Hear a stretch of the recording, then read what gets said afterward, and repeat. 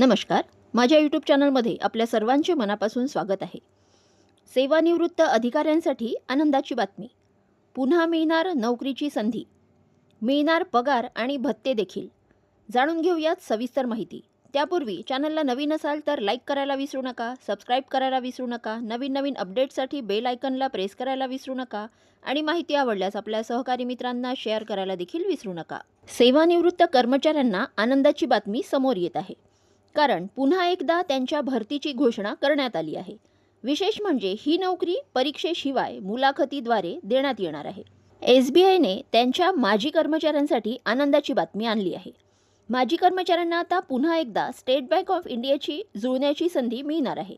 कारण state bank of इंडियाने निर्णय घेतला आहे की त्यांच्या अनुभवी माजी कर्मचाऱ्यांना पुन्हा बँकेत सामावून घेणार आहेत. विशेष म्हणजे त्यासाठी निवृत्त कर्मचाऱ्यांना कुठलीही परीक्षा द्यावी लागणार नाही.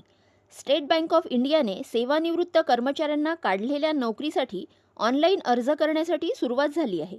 त्यानुसार इच्छुक आणि पात्र उमेदवार 5 मे 2026 पर्यंत SBIच्या अधिकृत करिअर पोर्टलद्वारे ऑनलाईन अर्ज करता येणार आहेत. त्यासाठी लागणारी पात्रता पुढीलप्रमाणे.